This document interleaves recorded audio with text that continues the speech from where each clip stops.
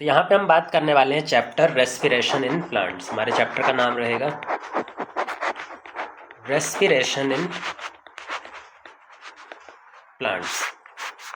ठीक है, अब रेस्पिरेशन का मतलब क्या होता है, रेस्पिरेशन में क्या होता है, कुछ बेसिक बातें रेस्पिरेशन के बारे में पहले हम डिस्कस करेंगे, उसके बाद में हम रेस्पिरेशन का मैकेनिज्म समझने जाएंगे।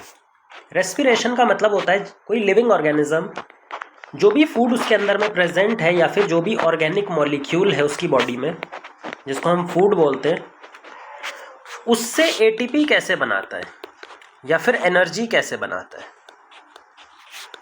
भाई कोई भी काम करने के लिए अगर हमारे सेल लेवल पे हो रहा है या बॉडी लेवल पे हो रहा है तो उसको परफॉर्म करने के लिए हमें एनर्जी चाहिए। एनर्जी किस फॉर्म में चाहिए? एटीपी की फॉर्म में चाहिए। ये जितना भी एटीपी हमारी बॉडी में यूज़ होता है, हमारे सेल में यूज़ होता है, ये कहाँ से आता है? ये निकाला जाता है फूड से या फिर ऑर्गेनिक मॉलिक्यूल जो बॉडी में एनर्जी प्रोवाइड करता है, उसी को हम बोलते हैं फूड। और इस पूरे मैकेनिज्म को बोलते हैं रेस्पिरेशन। ये बिल्कुल ब्रॉड कॉन्सेप्ट है, सिर्फ बताने के लिए, ताकि एक आइडिया मिल जाता है। ठीक है, अब रेस्पिरेशन कैसे परफॉर्म किया जाता है, कहाँ पे परफॉर्म किया जाता है, ये सारी चीज़ें हमें समझनी होंगी। रेस्पिरेशन के दौरान क्या होता है, एक इक्वेशन लिखते हैं। रेस्पिरेशन के दौरान जो हमारा ऑर्गेनिक मॉलिक्यूल है, जैसे कि ग्लूकोज, मान लो ये ऑर्गेनिक मॉलिक्यूल है, ग्लूकोज है, सबसे सिंपल टाइप का फूड है। इसको हम ऑक्सीडेटिवली तोड़ते हैं, मतलब इसको ऑक्सीडाइज करते हैं। ऑक्सीडाइज करने पे इसके बॉन्ड्स टूट जाएंगे। ऑक्सीडाइज करने पर जब इसको ऑक्सीडाइज किया जाता है तो इसके बॉन्ड टूट करके CO2 और H2O बना देते हैं। मतलब कि जो कार्बन कार्बन बॉन्ड यहाँ पर प्रेजेंट हैं, ये कार्बन कार्बन बॉन्ड जो हैं, जिनके अंदर केमिकल फॉर्म में एनर्जी स्टोर्ड है, केमिकल एनर्जी स्टोर्ड है, इसको ब्रेक कर दिया गया। और इसको ब्रेक किया गया किस मदद से? ऑक्सीडेशन। हमने इसको ऑक्सीडेटिवली ब्रेक किया, ऑक्सीडेटिव ब्रेकडाउन। और जब इसको ऑक्सीडेटिव ब्रेकडाउन किया गया तो हमें प्रोडक्ट में क्या मिला? एक तो CO2, ऑर्गेनिक कंपाउंड का ऑक्सीडेशन करेंगे तो CO2 मिलेगा, वाटर मिलेगा, और साथ में एनर्जी मिलेगी। ये एनर्जी जो हम डेल्टा E से लिख रहे हैं, ये जो एनर्जी है, इसका कुछ फॉर्मेट, इसका कुछ परसेंटेज हीट की फॉर्म में चला जाता है, जबकि बाकी बचा हुआ परसेंटेज ATP बनाने में खर्चा हो जाता है। तो जो जितनी भी एनर्जी निकलती है वो दो काम आती है, हीट बनाती है, बॉडी का टेम्परेचर मेंटेन करेगी, और दूसरा काम होता है ATP सिंथेसाइज करना। ये पूरा का पूरा प्रोसेस ध्यान से देखो तो ऑर्गेनिक मॉलिक्यूल है, ग्लूकोज है, जिसको हम फूड बोल सकते हैं। इस ग्लूकोज का हमने ऑक्सीडेशन किया, ऑक्सीडेटिव ब्रेकडाउन किया, जिससे CO2 H2O और एनर्जी मिली। इसी पूरे प्रोसेस को बुलाया जाता है सेल्यूलर रेस्पिरेशन। सेल्यूलर रेस्पिरेशन इसलिए क्योंकि ये जितना भी प्रोसेस है ये हमारे सेल के अंदर ऑपरेट करता है। कोई भी सेल होगा, मान लो ये पूरा प्रोसेस कहाँ पे चल रहा होता है? सेल के अंदर। ये सेल के अंदर चल रहा होता है क्योंकि ये एक सेल के अंदर ऑपरेट करता है, इसीलिए हम इसको कई बार सेल्यूलर रेस्पिरेशन स्टेप भी बुलाया जाता है। This is cellular respiration. अब इस सेल्यूलर रेस्पिरेशन के बारे में कुछ बेसिक चीज़ें वापस से कंसिडर करते हैं। देखो, जब हमने फोटोसिंथेसिस पढ़ा था तो फोटोसिंथेसिस में हमने बताया था कि प्लांट अपना खाना कैसे बनाता है? CO2 को वाटर के साथ कंबाइन करता है और बनाता है ग्लूकोज। यही बेसिक चीज़ थी। यहाँ पर बिल्कुल रिवर्स हो रहा है, और यहाँ पे एनर्जी यूज़ हो रही थी, सनलाइट एनर्जी यूज़ हो रही थी। इस तरह से प्लांट अपना फोटोसिंथेसिस कर रहा था, खाना बना रहा था। लेकिन अगर हम रेस्पिरेशन में देखें तो रेस्पिरेशन में क्या बिल्कुल उल्टा प्रोसेस हो रहा है? इसके साथ में हमने ऑक्सीजन को कंबाइन किया, ऑक्सीडाइज किया और बना दिया CO2 और H2O। तो हम बहुत हद तक ये भी मान सकते हैं कि रेस्पिरेशन जो है वो उल्टा है या फिर रिवर्स है फोटोसिंथेसिस का। कई जगहों पे हमें ये प्रूफ भी मिलेगा। दूसरी बात ये भी याद रखनी है कि प्लांट्स में फोटोसिंथेसिस कुछ स्पेशल सेल में चल रहा था। सारे सेल तो फोटोसिंथेसिस नहीं कर रहे थे, लेकिन जो सेल्यूलर रेस्पिरेशन है वो हर एक सेल करता है। प्लांट का या फिर एनिमल का कोई सा भी सेल उठा करके देख लो, हर एक सेल सेल्यूलर रेस्पिरेशन कर रहा होता है। तो ये हमें याद रखना है कि भाई सेल्यूलर रेस्पिरेशन एक यूनिवर्सल प्रोसेस है। फोटोसिंथेसिस तो प्लांट्स के अंदर, प्लांट्स में भी कुछ स्पेसिफिक टाइप के सेल ही परफॉर्म करते हैं। अच्छा, ये जो सेल्यूलर रेस्पिरेशन है, ध्यान से देखो तो क्या ये कंबशन रिएक्शन को रिप्रेजेंट कर रहा है? केमिकल तौर पे हम ये भी बोल सकते हैं कि ये जो सेल्यूलर रेस्पिरेशन है ये बिल्कुल सिमिलर है कंबशन रिएक्शन से। कंबशन रिएक्शन जब हम किसी चीज़ को जलाते हैं, मान लो लकड़ी को जलाते हैं, लकड़ी भी एक ऑर्गेनिक मॉलिक्यूल है। जब हम उसको जलाते हैं तो उसका ऑक्सीडेशन होता है, ऑक्सीजन की प्रेजेंस में वो CO2 बना देती है, वाटर बना देती है और एनर्जी बनाती है। तो सेम इसी तरह का स्टेप जो होता है वो किस में होता है, सेम इसी तरह की रिएक्शन कहाँ पे होगी, ड्यूरिंग कंबशन रिएक्शन, जब हम लकड़ी को जलाएंगे या फिर किसी ऑर्गेनिक कंपाउंड को जलाएंगे। तो क्या फ़र्क है रेस्पिरेशन और कंबशन रिएक्शन में? जो मेजर फ़र्क है वो ATP एनर्जी यूटिलाइजेशन और एनर्जी फॉर्म, किस फॉर्म में एनर्जी निकल रही है उसके बेसिस पर फ़र्क होता है। अगर हम बात करें कंबशन और सेलुलर रेस्पिरेशन की, तो केमिकल तौर पे दोनों सेम है। कंबशन जिस तरह की केमिकल रिएक्शन है, सेलुलर रेस्पिरेशन भी सेम टाइप की है। तो फ़र्क क्या है? फ़र्क है कंबशन सिंगल स्टेप में होता है। कंबशन जो होता है वो इसी एक सिंगल स्टेप में परफॉर्म हो जाता है, क्योंकि कंबशन में सिंगल स्टेप रिएक्शन हो रही है, बहुत ही ज़्यादा वायलेंट रिएक्शन होती है, जिसकी वजह से काफ़ी सारी एनर्जी रिलीज़ होती है और सारी की सारी एनर्जी हीट की फॉर्म में रिलीज़ होती है। सिंगल स्टेप होने की वजह से यहाँ पे क्या होता है, जितना भी एनर्जी है वो किस फॉर्म में कन्वर्ट होती है, हीट की फॉर्म में।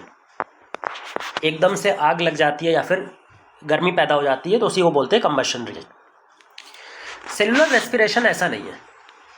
Cellular respiration multi step process है, मल्टी स्टेप प्रोसेस है। इनमें हमारे पास एंजाइम कंट्रोल्ड रिएक्शंस होती हैं। ये जो मल्टी स्टेप रिएक्शन है उसमें बहुत सारी एंजाइम कंट्रोल्ड रिएक्शंस हैं। इसको कंट्रोल किया जाता है, एक ही बार में सारी एनर्जी नहीं निकालनी, थोड़ी थोड़ी एनर्जी निकालनी है। और जो एनर्जी प्रोड्यूस होती है उसका ज़्यादातर हिस्सा ATP बनाने में जाता है, ATP बनाने में जाता है। हीट की फॉर्म में कम से कम एनर्जी लॉस होता है। ऐसा इसीलिए हो पाता है क्योंकि ये छोटे छोटे स्टेप्स में होता है। सारी एनर्जी एक बार में निकलेगी तो हीट प्रोड्यूस होगी, पर छोटे छोटे स्टेप में जब ये परफॉर्म होगी तो एनर्जी पैकेट्स में निकलेगी, छोटे छोटे टुकड़ों में निकलेगी, और उस एनर्जी को हम ईजिली ट्रैप कर सकते हैं ATP की फॉर्म में। तो जो कंबशन है वो कंट्रोलेबल नहीं है, वो कंट्रोल्ड रिएक्शन नहीं है। जबकि अगर हम बात करें तो ये एंजाइम कंट्रोल्ड रिएक्शन है, इसको रेगुलेट किया जा सकता है, इसके रेट को चेंज कर सकती है हमारी बॉडी। तो ये बात हो गई कंबशन और सेलुलर रेस्पिरेशन। अब एक और चीज़ हमें ध्यान देनी है कि कंबशन की रिएक्शन जो हमने लिखी है, मतलब सेलुलर रेस्पिरेशन की जो रिएक्शन हमने लिखी है, इसमें दो गैसियस एलिमेंट्स हैं, दो गैसियस मॉलिक्यूल हैं। पहला है ऑक्सीजन, दूसरा है CO2। ये भी गैस है और CO2 भी गैस है। ऑक्सीजन और CO2 हमें कहाँ से मिलेंगी और कहाँ जाकर के रिलीज आउट होने वाली है? अगर किसी प्लांट को या किसी भी ऑर्गेनिज्म को ऑक्सीजन चाहिए तो वो कहाँ से आएगा? वो आएगा एटमॉस्फेयर या फिर एनवायरनमेंट से। भाई ऑक्सीजन कहाँ से आएगी? एनवायरनमेंट से आएगी। एनवायरनमेंट से बॉडी में, और बॉडी से होती हुई सेल में आएगी। ये जो CO2 बन रही है प्रोडक्ट की फॉर्म में, बाई प्रोडक्ट की फॉर्म में, ये कहाँ जाएगी? वापस जाएगी एनवायरनमेंट में। इसका मतलब सेलुलर रेस्पिरेशन को कंटिन्यूस चलाने के लिए एक और प्रोसेस चलता है साथ में, gaseous exchange between organism and environment. ये जो ऑर्गेनिज्म है, उसका सेल है, उसके बीच में और एटमॉस्फेयर या एनवायरनमेंट के बीच में गैस का एक्सचेंज लगातार चल रहा होता है। ऑक्सीजन और CO2 का एक्सचेंज लगातार चल रहा होता है। ये जो एक्सचेंज वाला रिएक्शन है, एक्सचेंज वाला जो प्रोसेस है, इसको एक और नाम दिया जाता है, दूसरा नाम दिया जाता है, जिसको बोलते हैं हम ब्रीदिंग, जिसको हम बोलते हैं ब्रीदिंग। अब रेस्पिरेशन में दो स्टेप हो गए, पहला हो गया सेलुलर रेस्पिरेशन और दूसरा हो गया ब्रीदिंग। इसको भी हम एक बार क्लासिफाई कर लेते हैं कि हम रेस्पिरेशन में कितने स्टेप कंसीडर करते हैं। दो स्टेप में बांटा हुआ है, ब्रीदिंग, गैसियस एक्सचेंज, और दूसरा है सेलुलर रेस्पिरेशन, सेलुलर रेस्पिरेशन। तो ये दो स्टेप में होता है रेस्पिरेशन। क्या पॉइंट्स होते हैं ब्रीदिंग के? ब्रीदिंग सबसे पहला एक फिजिकल प्रोसेस है। यहाँ पे गैस का एक्सचेंज फिजिकली होता है। हमारी बॉडी के अंदर ऑक्सीजन आती है, ऑक्सीजन रिच एयर आती है, और बॉडी से बाहर CO2 rich air pass out होती है। सेलुलर रेस्पिरेशन फिजिकल ना होकर के बायोकेमिकल या फिर एंजाइमेटिक है। एंजाइमेटिक बोल दो या फिर बायोकेमिकल प्रोसेस है, केमिकल प्रोसेस है। जो ब्रीदिंग है यहाँ पर एनर्जी लगती है, मतलब यहाँ पे ऑर्गेनिज्म को एनर्जी यूज करनी पड़ती है, एनर्जी यूटिलाइज करनी पड़ती है। तो ब्रीदिंग के दौरान जो एटीपी होता है, या फिर अगर हम बात करें एनर्जी यूज होती है, जब आप सांस लेते हैं तो उसमें एनर्जी खर्चा होती है, हमारी मसल कॉन्ट्रैक्ट होती है, रिलैक्स होती है, तो एनर्जी खर्चा होती है। लेकिन अगर हम सेलुलर रेस्पिरेशन की बात करें तो यहाँ पे एनर्जी प्रोड्यूस होती है।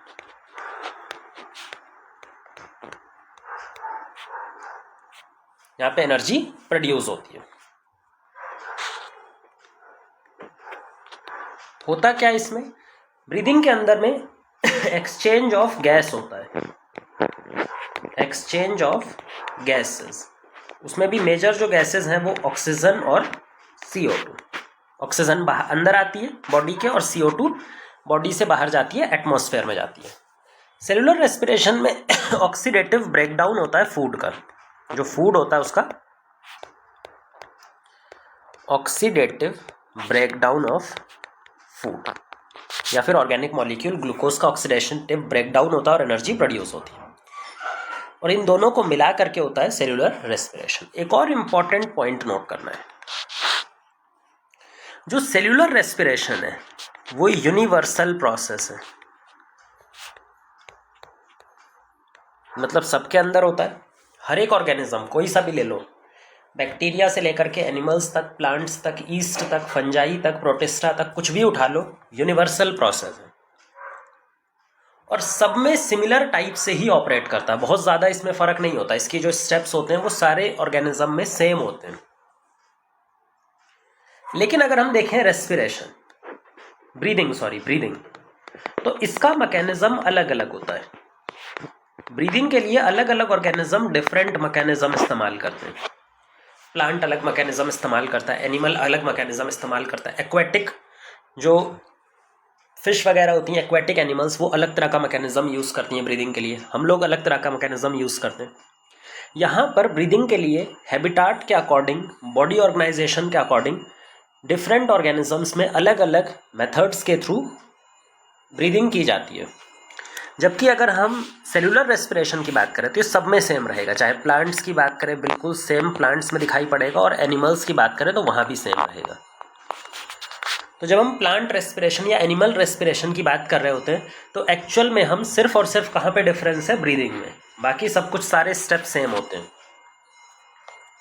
अब ब्रीदिंग में क्या डिफरेंस है प्लांट और एनिमल्स में, पहले तो हमें ये पता होना चाहिए भाई, तभी तो हम आगे बढ़ेंगे कि हमारा जो चैप्टर का नाम है वो रेस्पिरेशन इन प्लांट्स है। स्पेसिफिकली उन्होंने जर्नल रेस्पिरेशन नहीं लिखा, उन्होंने लिखा है रेस्पिरेशन इन प्लांट्स। तो प्लांट का क्या रेस्पिरेशन में फ़र्क है, किस तरह से वो डिफरेंट मैकेनिज्म को फॉलो करता है। डिफरेंट मैकेनिज्म सिर्फ ब्रीदिंग के रिस्पेक्ट में है, बाकी जो सेल्यूलर रेस्पिरेशन है वो सेम ही रहता है। तो डिफरेंट मैकेनिज्म में किस तरह से वो डिफरेंट रहता है वो समझना है। देखो अगर हम एनिमल्स की बात करें, और प्लांट्स की बात करें, तो इनके ब्रीदिंग मैकेनिज्म में जो फर्क है वो कुछ इस तरह से है कि एनिमल्स के पास स्पेशल रेस्पिरेटरी सिस्टम होता है। जैसे अगर हम ह्यूमंस की बात करें, ह्यूमंस का आपने बहुत अच्छे से पढ़ा होगा, हमारे पास में रेस्पिरेटरी ट्रैक्ट है, रेस्पिरेटरी ऑर्गन लंग्स है, फिर लंग्स में ऑक्सीजन जाने के बाद में बॉडी पार्ट्स तक पहुंचाने के लिए वस्कुलर सिस्टम है, जिससे हमारा जो ऑक्सीजन है या फिर CO2 है वो टिश्यूज़ तक पहुंच जाए या टिश्यूज़ से होके लंग्स तक पहुंच जाए। तो हमारे पास में स्पेशल रेस्पिरेटरी सिस्टम होता है। किसी भी एनिमल के पास में अलग अलग टाइप का रेस्पिरेटरी सिस्टम देखने को मिलता है। वहीं पे अगर हम प्लांट्स के अंदर देखें तो वहाँ पे कोई ऐसा स्पेशल रेस्पिरेटरी सिस्टम नहीं होता, उनके पास कोई अलग से रेस्पिरेटरी सिस्टम नहीं होता।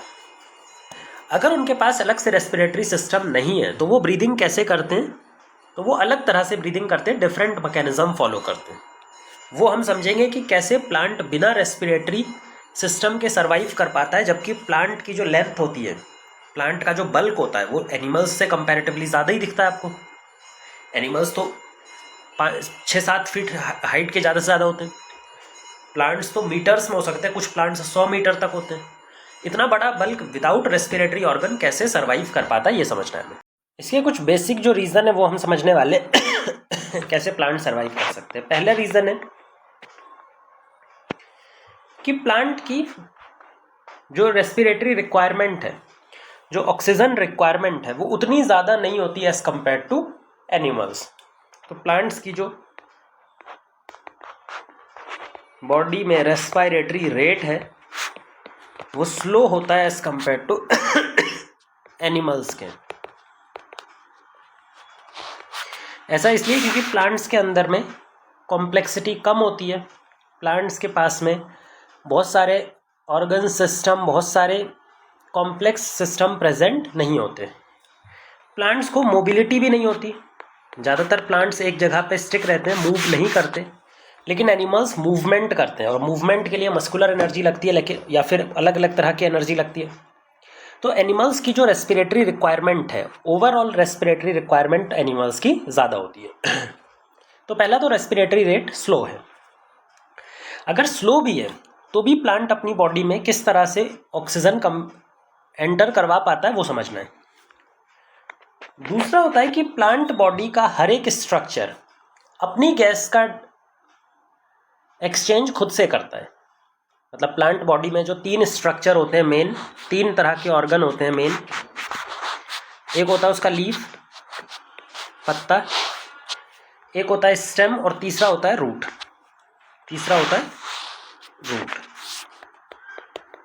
तो यहाँ पे हमारे पास में एक है लीफ, स्टेम और रूट। ये तीनों ही अपनी अपनी ऑक्सीजन डिमांड को खुद से पूरा करते हैं, कोई किसी पे डिपेंडेंट नहीं है। लीफ अपनी ऑक्सीजन डिमांड खुद पूरी करती है, स्टेम अपनी रिक्वायरमेंट खुद पूरी करती है और रूट अपनी रिक्वायरमेंट खुद पूरा करता है। कहाँ से ये ऑक्सीजन उठाते हैं, कहाँ से गैस एक्सचेंज करते हैं वो भी समझ लेते हैं। लीफ जो है वो एयर से ऑक्सीजन लेती है, स्टेम भी सेम यही करती है, एयर से ऑक्सीजन लेती है। इसके लिए इनके पास स्पेशल स्ट्रक्चर होते हैं। जैसे अगर लीफ की बात करें तो लीफ के पास स्टोमेटा नाम की ओपनिंग्स होती हैं, आपने पढ़ा ही होगा स्टोमेटा, बहुत छोटी क्लास से हम स्टोमेटा स्ट्रक्चर पढ़ाते हैं। ये जो स्टोमेटा हैं ये कुछ ओपनिंग्स होती हैं लीफ सरफेस पे, जिसके थ्रू मॉइस्चर का एक्सचेंज, गैस का एक्सचेंज प्लांट और एनवायरनमेंट के बीच में चल रहा होता है। तो लीफ तो स्टोमेटा से करती हैं। अगर स्टेम की बात करें, स्टेम में भी जो वुडी स्टेम होती है, मैच्योर होने के बाद में आपने देखा होगा प्लांट की बहुत ही वुडी स्टेम हो जाती है। वो बड़ी सी वुडी स्टेम कैसे रेस्पायर कर सकती है, कैसे ऑक्सीजन इनटेक कर सकती है। तो वुडी स्टेम के पास में कुछ ओपनिंग्स प्रेजेंट होती हैं जिनको बोलते हैं लेंटिसेल्स। इनके पास में ओपनिंग्स प्रेजेंट होती है जिनका हम क्या बुलाते हैं, लेंटिसेल्स। लेंटिसेल्स यानी अगर आपने कभी बार्क देखी हो या फिर प्लांट की छाल देखी हो जो ब्राउन कलर का होता है, तो उसमें ऐसी ऐसी वर्टिकल ओपनिंग्स होती हैं। वो कभी भी स्मूथ नहीं होता प्लांट, ओपनिंग्स होती हैं। ये जो ओपनिंग्स हैं इन्हीं को हम बोलते हैं लेंटिसेल्स। इन्हीं लेंटिसेल्स के थ्रू स्टेम क्या करता है, एयर से ऑक्सीजन और CO2 एक्सचेंज कर रहा होता है, अपना ब्रीदिंग परफॉर्म कर रहा होता है। रूट की बात करें तो रूट का केस थोड़ा सा अलग हो जाता है। रूट गैस कहाँ से लेता है, रूट गैस लेता है सॉइल पार्टिकल के बीच बीच में जो खाली जगह प्रेजेंट होती है, वहाँ पे सॉइल एयर भरी होती है। भाई सॉइल एयर, जब भी किसी सॉइल में प्लांट लगता है तो उसके पार्टिकल्स के बीच बीच में खाली गैप प्रेजेंट होते हैं, एयर प्रेजेंट होती हैं, जिसको हम सॉइल एयर कह करके बुलाते हैं। यहाँ पर ये एयर प्रेजेंट है, इसी को बोलते हैं सॉइल एयर, या फिर एयर यहाँ पे प्रेजेंट है, ऑक्सीजन प्रेजेंट है। तो रूट जो है वो इसी सॉइल एयर पे डिपेंड करता है। सॉइल एयर को एब्जॉर्ब करने के लिए उसके पास में रूट हेयर्स होते हैं। हमने रूट हेयर्स की बात की थी कि रूट के पास बहुत ही छोटे छोटे यूनिसेल्युलर एक्सटेंशंस होती हैं एपिडर्मल सेल की, जिनको हम बोलते हैं रूट हेयर। ये रूट हेयर इसका एब्जॉर्प्शन एरिया बहुत ज़्यादा बढ़ा देते हैं। तो ये जो रूट हेयर है इससे रूट का एब्जॉर्प्शन एरिया बढ़ जाता है और वो ईजिली ऑक्सीजन को या एयर को सॉइल से एब्जॉर्ब कर सकती है, सॉइल से इनटेक कर सकती है। तो रूट जो है वो अपनी रूट हेयर पे डिपेंड करता है और कौन सी ऑक्सीजन या एयर को एब्जॉर्ब करता है, इनटेक करता है, सॉइल एयर को। इसीलिए आपने देखा होगा कि कभी भी हम पानी को, जब भी किसी पौधे को पानी देते हैं तो ये ध्यान रखा जाता है कि पानी जो है वो सॉइल के अंदर परसिस्टेंट ना रहे। मतलब ऐसा ना हो कि पूरी की पूरी जो पानी है वो सॉइल की जो गैप है इनको ख़त्म कर दें। जब भी कभी आपने गमला देखा होगा तो गमले के नीचे एक छेद जरूर रखते हैं हम, होल, ताकि जो एक्सेस वाटर है वो बाहर निकल सके। क्योंकि अगर एक्सेस वाटर एक्यूमुलेट होता रहेगा तो उससे क्या होता है, वाटर लॉगिंग की कंडीशन बन जाती है। सॉइल के जो खाली जगह है यहाँ पे वाटर भर जाएगा। जब यहाँ पे वाटर भर जाएगा तो रूट को ऑक्सीजन या फिर एयर इनटेक करने में प्रॉब्लम आएगी, तो इसकी वजह से प्लांट की डेथ हो सकती है। तो इसीलिए हम कभी भी वाटर क्लॉटिंग या फिर वाटर क्लॉगिंग से बचते हैं। ठीक है, तो ये हो गया हमारा डिफरेंट स्ट्रक्चर के पास, लीफ के पास अपना स्ट्रक्चर जिससे वो गैस एक्सचेंज करता है, स्टेम के पास अपना, रूट के पास में अपना है। पर अभी भी आपके दिमाग में क्वेश्चन आ रहा होगा कि भाई ठीक है, मान लिया कि हर एक पार्ट अपना सॉइल एब्जॉर्प्शन करता है, लेकिन दूसरे पार्ट तक जो अंदर वाले पार्ट हैं, जैसे मान लो स्टेम को, स्टेम तो बहुत मोटा रहता है, तो स्टेम के जो अंदर वाला सेक्शन होगा वहाँ तक ऑक्सीजन कैसे हम जल्दी से पहुँचा सकते हैं विदाउट किसी सर्कुलेटरी सिस्टम। हमारे अंदर तो ब्लड सर्कुलेटरी सिस्टम है जिससे हम ऑक्सीजन को एक जगह से दूसरी जगह पहुँचा सकते हैं। प्लांट्स के पास में तो ऐसा कुछ है नहीं, वहाँ तो सारी की सारी जो गैस मूवमेंट होता है वो प्योर डिफ्यूजन से होता है, और डिफ्यूजन आपको मालूम है कितना स्लो होता है, 2 सेल के बीच में ही कितने सेकंड लग जाएंगे ऑक्सीजन को जाने के लिए। तो बीच तक ये जो सेंटर वाला पोर्शन है, यहाँ तक ऑक्सीजन कैसे पहुँचेगी, यहाँ तक ऑक्सीजन कैसे पहुँचेगी। तो आपको ध्यान रखना है कि प्लांट ने अपनी लिविंग सेल को, लिविंग टिश्यू को कुछ ऐसा अरेंज कर रखा है कि प्लांट की बॉडी में जितना भी लिविंग टिश्यू होता है वो सारा का सारा पेरीफेरी में होता है या एयर के कांटेक्ट में होता है। उसका बहुत बड़ा हिस्सा जो लिविंग टिश्यू है उसका किसके कांटेक्ट में होना चाहिए, एयर के कांटेक्ट में। जैसे पत्ता है, पत्ता चपटे एरिया वाला होता है, 2D में होता है, मतलब इसका सरफेस जो होता है वो एरिया वाइज बढ़ता है। क्योंकि इसका एरिया बहुत ज़्यादा है तो इसके ज़्यादातर सेल जो होते हैं वो डायरेक्ट कांटेक्ट में होते हैं एयर के। ठीक है, अब बात करते हैं स्टेम की। भाई स्टेम और रूट तो मोटी होती हैं, तो इनके बीच में जो खाली जगह, बीच में जो प्रेजेंट है एरिया, वहाँ तक ऑक्सीजन को पहुँचने में तो बहुत टाइम लगना चाहिए। लेकिन आपको ध्यान रखना है कि जो प्लांट का स्टेम और रूट का जो सेंट्रल पोर्शन होता है वो डेड पोर्शन होता है। ये जो सेंट्रल पोर्शन होता है ना, सबसे बीच वाला पोर्शन, वो एक्चुअल में डेड हो जाता है बाद में। ये सिर्फ सपोर्ट दे रहा होता है, वो लिविंग है ही नहीं, वो कोई काम नहीं करता, सिर्फ सपोर्ट दे रहा होता है। और जो लिविंग टिश्यू है वो कहाँ पे प्रेजेंट है, वो प्रेजेंट है पेरीफेरी में, साइड में, यहाँ पे। और यहाँ तक तो ऑक्सीजन जा ही सकती है क्योंकि बिल्कुल कोन किनारे पे है, और बीच वाला पोर्शन एकदम डैम खत्म हो चुका है, बीच वाला पोर्शन डेड होता है। इसके अलावा एक और चीज़ प्लांट ने की है, प्लांट्स का जो टिश्यू में जो सेल का अरेंजमेंट होता है वो लूज अरेंजमेंट होता है। प्लांट्स के अंदर में सेल्स का अरेंजमेंट कैसा होता है, लूज अरेंजमेंट। अच्छा, सेल का लूज अरेंजमेंट होने से फ़ायदा क्या होगा, जैसे मान लो ये लूज अरेंजमेंट है सेल का और गैस का मूवमेंट करना है इनके बीच से, तो गैस बिना सेल के अंदर एंटर किए एक इस खाली जगह से होती हुई जो इंटरसेल्यूलर स्पेस है, 2 सेल के बीच में जो स्पेस है, यहाँ से बहुत फास्ट तरीके से मूव कर सकती है। तो जो लूज अरेंजमेंट होता है जिसकी वजह से 2 सेल के बीच में गैप प्रेजेंट होता है, उन गैप से होती हुई ऑक्सीजन या एयर आसानी से प्लांट बॉडी में ट्रैवल कर सकती है। तो ये कुछ बेसिक रीज़न है जिसकी वजह से प्लांट बॉडी में बिना रेस्पिरेटरी ऑर्गन्स या बिना रेस्पिरेटरी सिस्टम के भी प्लांट ब्रीदिंग कर पाता है, अपना रेस्पिरेशन चला लेता है। तो अब हम यहाँ पे बात करते हैं सेलुलर रेस्पिरेशन पे वापस आते हैं। सेलुलर रेस्पिरेशन जैसा हमने बताया था कि मल्टी स्टेप में होता है, यानी कि मल्टीपल छोटे छोटे स्टेप्स के अंदर परफॉर्म होता है, जिससे कि सारी एनर्जी हीट की फॉर्म में लॉस ना हो जाए। जितने छोटे स्टेप्स होंगे उतना ज़्यादा हम एनर्जी को कंजर्व कर पाएंगे in the form of ATP.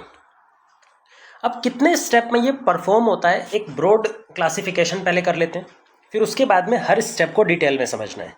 Start करते हैं ग्लूकोज से। ग्लूकोज सबसे सिंपल टाइप का फूड है, फूड या फिर ग्लूकोज। जो पहला स्टेप होता है, पहला ब्रेकडाउन होता है, वो ग्लाइकोलाइसिस के टर्म में होता है।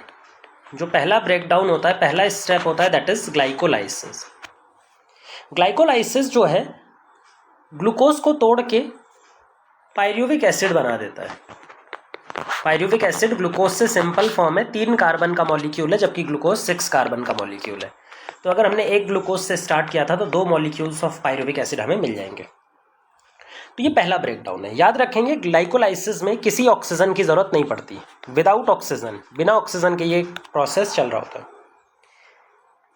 पायरुविक एसिड बनने के बाद 2 डिफरेंट पाथ होते हैं। अलग अलग सेल दो डिफरेंट पाथ को फॉलो करते हैं पायरुविक एसिड को फर्दर ब्रेक करने के लिए। पहला होता है एरोबिक ब्रेकडाउन। पायरुविक एसिड को आगे चल के हम एरोबिक ब्रेकडाउन कर सकते हैं, एरोबिक रेस्पिरेशन कर सकते हैं इसका। अच्छा, ऐसा भी हो सकता है एक दूसरा पाथवे होता है फर्मेंटेशन, एक दूसरा अल्टरनेटिव होता है फर्मेंटेशन।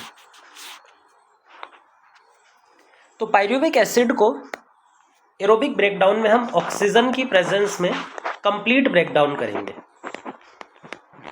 Complete breakdown. जबकि फर्मेंटेशन में ऑक्सीजन के बिना ब्रेकडाउन किया जाता है और इनकम्प्लीट ब्रेकडाउन। इसको हम पूरी तरह से तो बिना ऑक्सीजन के नहीं टूटेगा, लेकिन इसका इनकम्प्लीट ब्रेकडाउन यहाँ पे किया जाता है। तो ये हमें याद रखना है कि एरोबिक रेस्पिरेशन में वो कंप्लीटली ब्रेक होता है, फर्मेंटेशन में इनकम्प्लीट। ये दो पाथवे हैं, डिफरेंट पाथवे हैं, जो अलग अलग सेल इन दोनों में से एक को फॉलो कर रहे होते हैं। लेकिन इसमें भी याद रखिए जो ग्लाइकोलाइसिस है ये यूनिवर्सल स्टेप है,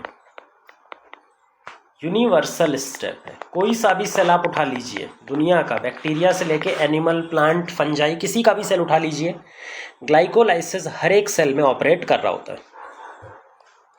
फिर उसके बाद में पायरुविक एसिड के आगे जो ब्रेकडाउन होगा वो दो तरीके का होता है। एरोबिक रेस्पिरेशन में एरोबिक ब्रेकडाउन, एनारोबिक रेस्पिरेशन में फर्मेंटेशन फॉलो करते हैं, जिसको हम बोलते हैं एनारोबिक रेस्पिरेशन। अच्छा, ध्यान से देखो तो इसमें कॉमन पाथवे कौन सा है? ग्लाइकोलाइसिस। और ग्लाइकोलाइसिस में किसी ऑक्सीजन की जरूरत नहीं पड़ती, ग्लाइकोलाइसिस में हमें ऑक्सीजन की जरूरत नहीं पड़ रही होती। तो इसका मतलब कि हर एक कोई भी ऑर्गेनिज्म उठा लो, उनके अंदर एक पाथवे कॉमन रहता है रेस्पिरेशन को लेकर के, ग्लाइकोलाइसिस। और ग्लाइकोलाइसिस में कोई ऑक्सीजन की जरूरत नहीं पड़ती, क्योंकि ग्लाइकोलाइसिस हर एक ऑर्गेनिज्म में कॉमन है। तो हम ये भी बोल सकते हैं कि जितने भी लिविंग ऑर्गेनिज्म है उनका एक कॉमन एंसेस्टर रहा होगा, और जो कॉमन एंसेस्टर था वो एनारोबिक कंडीशन में जिंदा रहा होगा, क्योंकि ग्लाइकोलाइसिस कहाँ पे होता है? एनारोबिक कंडीशन में, और हर ऑर्गेनिज्म में होता है। तो जो सबका कॉमन एंसेस्टर था, सबसे पुराना कॉमन एंसेस्टर, वो धरती पर तब आया होगा जब धरती पे कोई ऑक्सीजन प्रेजेंट नहीं थी, मतलब वो पूरी तरह से एनारोबिक था। लेकिन फिर जब धीरे धीरे करके धरती पर ऑक्सीजन डेवलप होना स्टार्ट हो गई, तो फिर इस कॉमन एंसेस्टर के दो डिफरेंट इवोल्यूशन लाइन बन गई। कुछ ऐसे मेंबर्स हैं जो आज भी एनारोबिक रेस्पिरेशन को फॉलो करते हैं, फर्मेंटेशन को फॉलो करते हैं। बहुत सारे ऐसे बैक्टीरिया हैं जो पूरी तरह से आज भी एनारोबिक रेस्पिरेशन पे ही डिपेंड करती हैं, वो एरोबिक कंडीशन में सर्वाइव नहीं कर सकते। लेकिन जो दूसरा ब्रांच था इवोल्यूशन का, वो ऐसे ऑर्गेनिज्म का था जिन्होंने एरोबिक रेस्पिरेशन पे स्विच कर लिया। जिन्होंने किस पे स्विच कर लिया? Aerobic respiration. क्योंकि जब एक बार ऑक्सीजन आ गई धरती पर, तो ऑक्सीजन की प्रेजेंस में खाने को ब्रेक डाउन करना ज़्यादा बेनिफिशियल है, क्योंकि खाना एक तो पूरा ब्रेक डाउन होता है, कंप्लीट ब्रेक डाउन होता है, और एनर्जी भी ज़्यादा मिलती है। खाने से निकलने वाली जो एनर्जी है वो एरोबिक रेस्पिरेशन में ज़्यादा परसेंटेज में निकलती है। तो आज के टाइम पे हमें दो तरह के ऑर्गेनिज्म मिलते हैं, एक एनारोबिक ऑर्गेनिज्म और एक एरोबिक ऑर्गेनिज्म। लेकिन दोनों का जो कॉमन एंसेस्टर था वो एनारोबिक ही था, क्योंकि जो कॉमन पाथवे आता है ना दोनों में, वो ग्लाइकोलाइसिस है, और ग्लाइकोलाइसिस एनारोबिक कंडीशन में भी चलता है, बिना ऑक्सीजन के चलता है। तो ये हमें याद रखना है। अब यहाँ पे दो डिफरेंट पाथ हो गए, फर्मेंटेशन और एरोबिक रेस्पिरेशन, और सबसे पहला आएगा ग्लाइकोलाइसिस। तो पहले हम पढ़ेंगे जो कॉमन पाथवे है ग्लाइकोलाइसिस उसके बारे में, फिर एक एक करके फर्मेंटेशन और एरोबिक रेस्पिरेशन के बारे में सारी डिटेल्स पढ़ेंगे। स्टार्ट करते हैं ग्लाइकोलाइसिस से। तो पहला स्टेप है ग्लाइकोलाइसिस। यहाँ पे हम ग्लाइकोलाइसिस के बारे में समझेंगे। देखो, ग्लाइकोलाइसिस एक ग्रीक वर्ड से ऑब्टेन किया गया है ये लेटर, जिसमें दो डिफरेंट वर्ड्स हैं। पहला है ग्लाइकोज, जिसका मतलब होता है शुगर, और लाइसिस का मतलब होता है स्प्लिटिंग, शुगर का टूटना या फिर शुगर का स्प्लिट होना। ये इसके नाम का मतलब है। ग्लाइकोलाइसिस कहाँ पे चलता है? ग्लाइकोलाइसिस एक यूनिवर्सल प्रोसेस है, हर सेल में चलता है, हमने बता ही दिया, और सब सेल के साइटोप्लाज्म में ऑपरेट करता है। हमेशा ये कहाँ पे ऑपरेट करता है? Cytoplasm of all the cell. अच्छा, इसका जो मैकेनिज्म था, इसका जो पूरा पाथवे था, वो बताया था तीन साइंटिस्ट ने, एम्बेडन, मेयरहोफ एंड पारनस। इसीलिए हम इसको EMP पाथवे भी बोलते हैं साइंटिस्ट के नाम पे, एम्बेडन, मेयरहोफ एंड पारनस पाथवे। जो टोटल पाथवे होता है वो 10 एंजाइम कंट्रोल्ड स्टेप्स होते हैं, 10 एंजाइम कंट्रोल्ड स्टेप्स।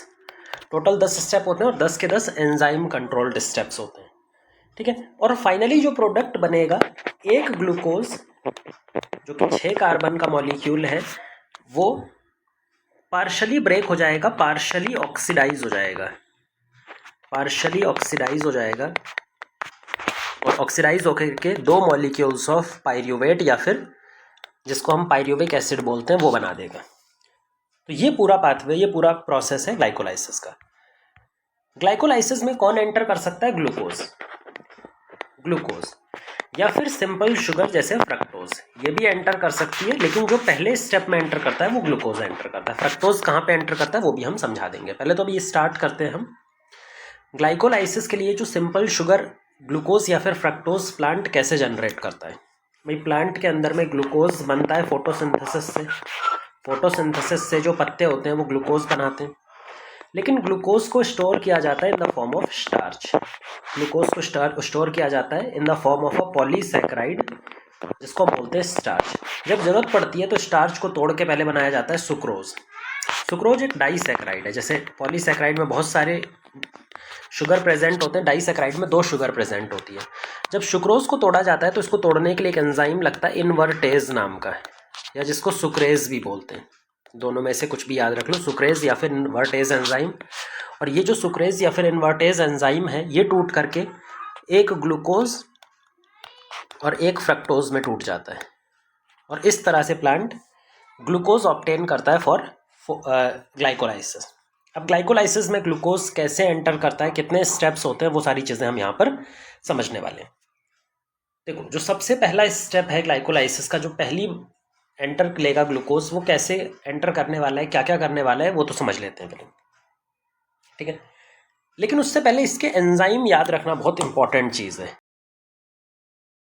तो पहले हमें एंजाइम के बारे में थोड़ा सा पता होना चाहिए, क्योंकि ग्लाइकोलाइसिस में टोटल 10 एंजाइम यूज़ होने वाले हैं। अब 10 के 10 हर स्टेप में याद रखना पॉसिबल नहीं हो पाता है, तो पहले मैं थोड़ा सा एंजाइम के बारे में बता देता हूँ कि कितने टाइप के एंजाइम यहाँ पे यूज़ होंगे। 10 एंजाइम यूज़ होंगे, लेकिन वो 4 ही तरह के होंगे सारे। तो आपको सिर्फ टाइप याद रखना है, आपको एग्जैक्ट नाम नहीं भी याद रहेगा तो चलेगा, 1-2 का नाम याद कर लो, बाकी अगर टाइप भी याद रहता है तो चल जाता है।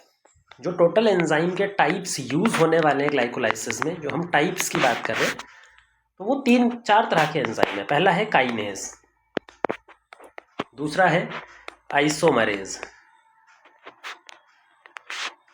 फिर है लाइएज और लास्ट है डिहाइड्रोजिनेज।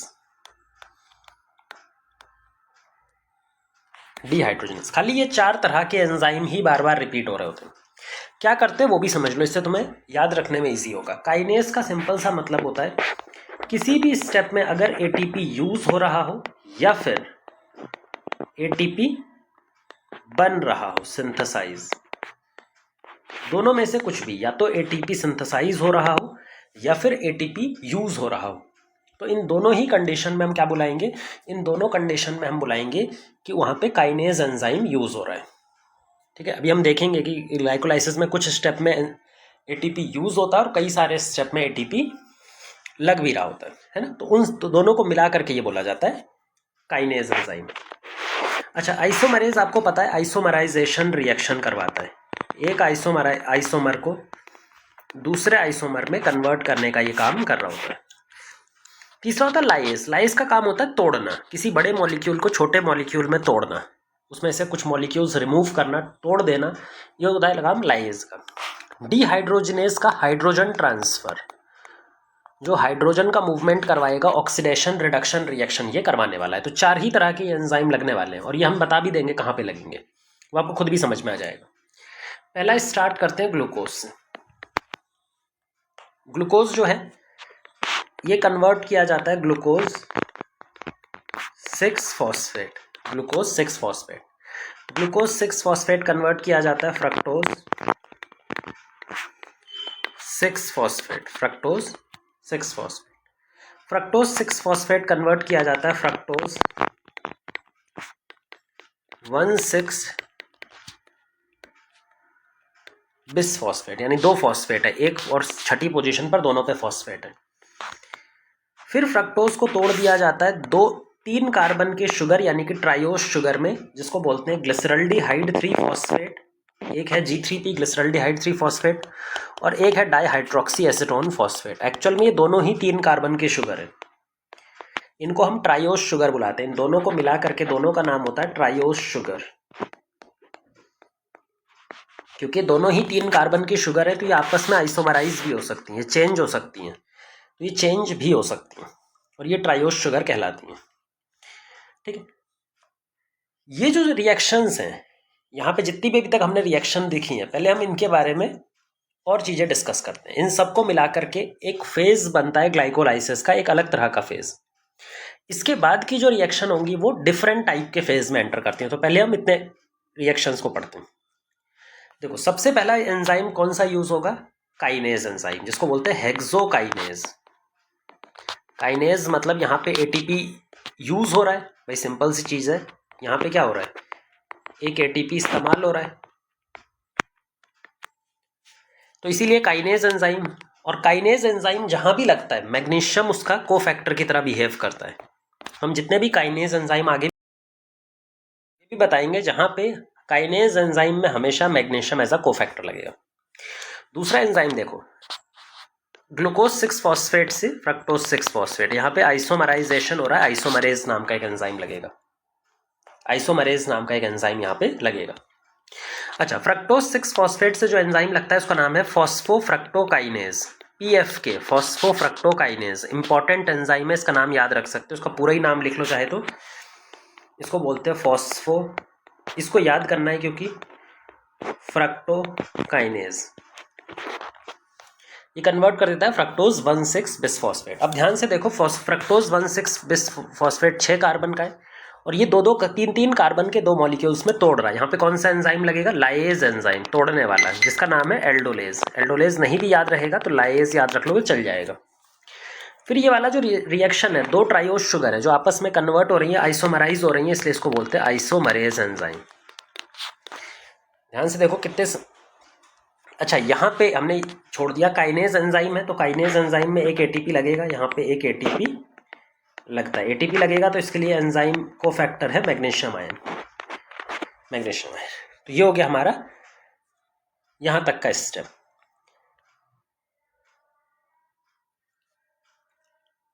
एक तो हो गया ग्लूकोज जो इसके फर्स्ट स्टेप में एंटर कर रहा है। हमने एक और शुगर पढ़ी थी, सिंपल शुगर, फ्रक्टोज। क्या फ्रक्टोज भी ग्लाइकोलाइसिस में एंटर कर सकती है? बिल्कुल कर सकती है, लेकिन फ्रक्टोज पहले स्टेप में नहीं करेगी। फ्रक्टोज को करना है तो पहले फ्रक्टोज को चेंज होना पड़ेगा फ्रक्टोज 6 फॉस्फेट, जिसको करवाने का काम है हेक्सोकाइनेज नाम की शुगर एंजाइम। तो हेक्सोकाइनेज इसको फ्रक्टोज 6 फॉस्फेट में डायरेक्ट कन्वर्ट कर सकता है, ये भी एंटर कर जाएगी। तो ये हो गया हमारा ग्लाइकोलाइसिस का पहला स्टेप। अब ये जितना भी स्टेप अभी तक हमने पढ़ा है, यहाँ पर ध्यान से देखो, हमें एटीपी बार बार लगाने की जरूरत पड़ रही है। हम यहाँ पे एटीपी लगा रहे हैं, तो क्योंकि यहाँ पे एटीपी लगाया जा रहा है, यहाँ पे अभी हम सबस्ट्रेट को एक्टिवेट कर रहे हैं ताकि उससे एनर्जी निकाली जा सके। तो अभी हम सिर्फ सबस्ट्रेट को क्या कर रहे हैं? एक्टिवेट कर रहे हैं। इसीलिए इस पूरी फेज को बुलाया जाता है प्रिपरेटरी फेज। इसको मिला करके हम एक नाम देते हैं प्रिपरेटरी फेज। प्रिपरेटरी फेज, इस पूरे फेज का ही नाम हो जाता है प्रिपरेटरी फेज। इस प्रिपरेटरी फेज में ध्यान दो तो 2 एटीपी यूज हो रहे हैं पर ग्लूकोज। हर ग्लूकोज को एंटर करने के लिए टोटल कितने एटीपी यूज हो रहे हैं? 2 एटीपी। ठीक है, ये हो गया प्रिपरेटरी फेज। अब हम नेक्स्ट फेज पे चलते हैं जो कि पे ऑफ फेज है, जहां पे हमें एटीपी मिलना शुरू हो जाएगा। एटीपी के अलावा और भी एनर्जी कंपाउंड्स मिलना स्टार्ट हो जाएगा। जो सेकंड फेज है पे ऑफ फेज। अब पे ऑफ फेज में देखो क्या होता है, ग्लिसरल्डिहाइड 3 फॉस्फेट बना है, 3 कार्बन का शुगर ग्लिसरल्डिहाइड 3 फॉस्फेट बना है। ये आगे जाकर के फर्दर रिएक्शन करेगा, क्योंकि हमारे पास में ग्लिसरल्डिहाइड 3 फॉस्फेट के 2 मॉलिक्यूल्स हैं। ये भी इसमें कन्वर्ट हो सकता है, तो हम इसको 2 मॉलिक्यूल्स मान के चलेंगे। 2 मॉलिक्यूल्स ये कन्वर्ट किया जाता है पहले 1,3 बिस phosphoglyceric acid, 1,3 phosphoglyceric acid. 3 carbon acid. फिर इसको तो कन्वर्ट किया जाता है 3 phosphoglyceric acid.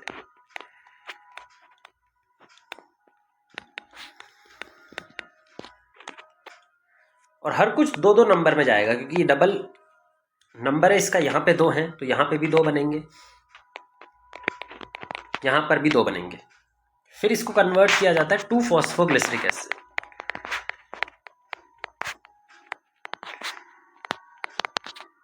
Glyceric acid.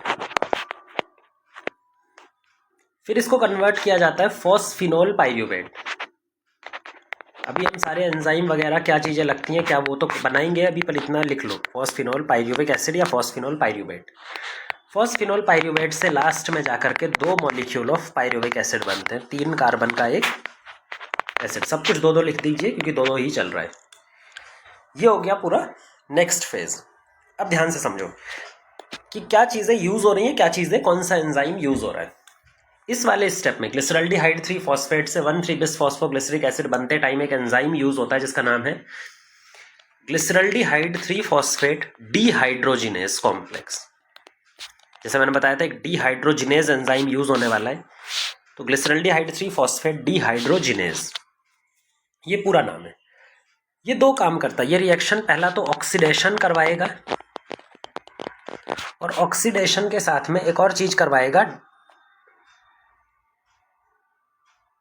Phosphorylation. Sorry, dephosphorylation नहीं करवाता ये, यहाँ पे याद रखेंगे थोड़ा सा। फॉस्फोराइलेशन, फॉस्फोराइलेशन मतलब फॉस्फेट ग्रुप का एडिशन। तो 2 काम करवाता है, ऑक्सीडेशन और फॉस्फोराइलेशन। पहले ऑक्सीडेशन देखते हैं कैसे करवाता है। यहाँ पे NAD पॉजिटिव, उसको हाइड्रोजन डोनेट कर दिया जाता है और कन्वर्ट कर देते हैं NADH2 में। NAD पॉजिटिव से किसमें 2, और 2 मॉलिक्यूल है तो ये भी 2-2 बनेंगे, तो ये भी हमारे 2-2 बनेंगे। ये पहला काम हो गया ऑक्सीडेशन, क्योंकि ये इसका रिडक्शन कर रहा है तो ग्लिसरल्डिहाइड 3 फॉस्फेट का क्या हो रहा है, ऑक्सीडेशन, तो ये इसका ऑक्सीडेशन करवा दिया। दूसरा काम है फॉस्फोराइलेशन, यानी कि फॉस्फेट ग्रुप ऐड करेगा। लेकिन ये फॉस्फेट ग्रुप जो ऐड करने वाला है ना, वो इनऑर्गेनिक फॉस्फेट है। अब की बार ATP ऐड नहीं कर रहा, अब की बार सिर्फ ये डायरेक्ट एक फॉस्फेट ग्रुप ऐड कर रहा है। इसको बोलते हैं इनऑर्गेनिक फॉस्फेट का एडिशन। तो ये 2 काम करके इसको कन्वर्ट कर देता है 2 मॉलिक्यूल्स ऑफ 1,3 बिस फॉस्फोग्लिसरिक एसिड। 1,3 बिस फॉस्फोग्लिसरिक एसिड कन्वर्ट होता है 3 फॉस्फोग्लिसरिक एसिड में। इसके पास 2 फॉस्फेट थे, इसके पास एक ही है, मतलब एक फॉस्फेट कहीं तो गया है। तो यहाँ पे एक फॉस्फेट ATP बनाने में काम आ जाता है, ADP से ATP बनाने में काम आ जाता है। इस एंजाइम को बोलते हैं फॉस्फोग्लिसरेट काइनेज। इसको बोलते हैं फॉस्फोग्लिसरेट काइनेज। तो ये हो गया हमारा फॉस्फोग्लिसरेट काइनेज। फिर आते हैं हम 3 फॉस्फोग्लिसरिक एसिड से 2 फॉस्फोग्लिसरिक एसिड। यहाँ पे क्या आइसोमराइजेशन हो रहा है, बिल्कुल आइसोमराइजेशन हो रहा है। तो ये आइसोमरेज रिएक्शन, आइसोमरेज तो आइसोमरेज यार 2 कर लो बस, हर चीज 2-2 जाएगी, ठीक है। 2 फॉस्फोग्लिसरिक एसिड से 3 फॉस्फोग्लिसरिक एसिड। अब यहाँ पे 2 वाटर मॉलिक्यूल रिमूव होते हैं।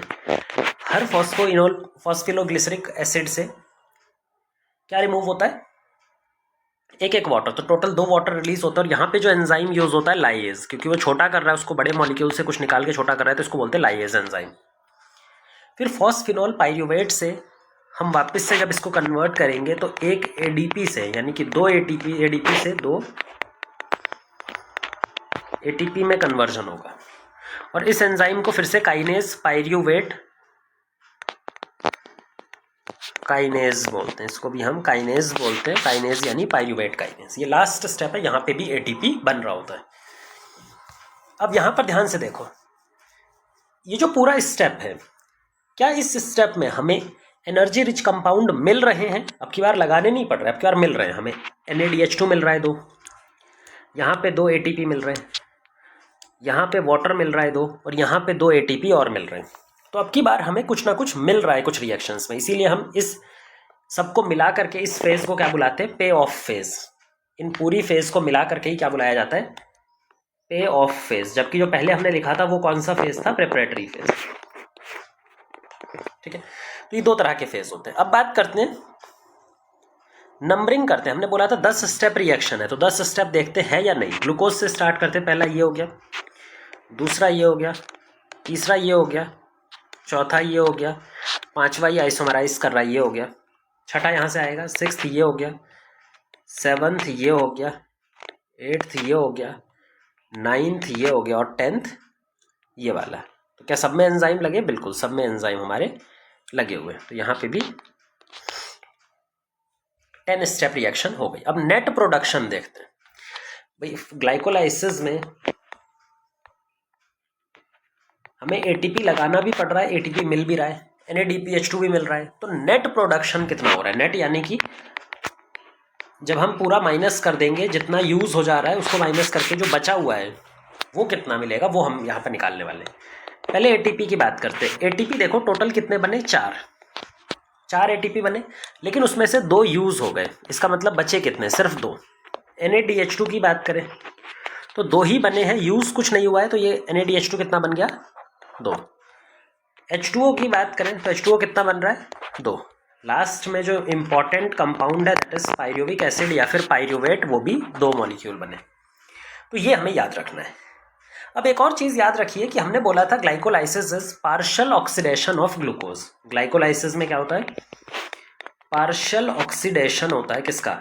ग्लूकोज का। अब आप बोलेंगे सर यहाँ पे तो कहीं ऑक्सीजन की रिक्वायरमेंट है ही नहीं, कहीं ऑक्सीजन यूज हो ही नहीं रही। जब ऑक्सीजन यूज हो ही नहीं रही तो हम कैसे बोल सकते हैं कि यहाँ पे ऑक्सीडेशन हो रहा है? तो ऑक्सीडेशन हम इस टर्म्स में बोलते हैं कि यहाँ पे एक जगह देखो जहाँ पे NAD पॉजिटिव से NADH2 बन रहा है, मतलब जो हाइड्रोजन है, जो इलेक्ट्रॉन है, वो कहाँ से दिया जा रहा है? सबस्ट्रेट से। तो ये जो सबस्ट्रेट है, मान लो ये वाला सबस्ट्रेट, इसका तो ऑक्सीडेशन हो गया और इस वाले सबस्ट्रेट का रिडक्शन। तो हमारे जो ऑक्सीडेशन होता है वो विदाउट ऑक्सीजन की रिक्वायरमेंट हाइड्रोजन या फिर इलेक्ट्रॉन की टर्म्स में, इलेक्ट्रॉन डोनेट करके ऑक्सीडेशन हुआ है। कहाँ पे, कौन से स्टेप में हुआ ये भी समझ लो। ये वाला जो स्टेप है जहाँ ग्लिसरल्डिहाइड 3-फॉस्फेट ग्लिसरल्डिहाइड डिहाइड्रोजिनेज कॉम्प्लेक्स लग रहा है, तो वहाँ पे हमारा ऑक्सीडेशन हुआ है। तो ये हमारे ग्लाइकोलाइसिस की बात हो गई। अब ग्लाइकोलाइसिस के बाद हम अगले वीडियो में फर्मेंटेशन और एरोबिक रेस्पिरेशन में डिफरेंस देखेंगे।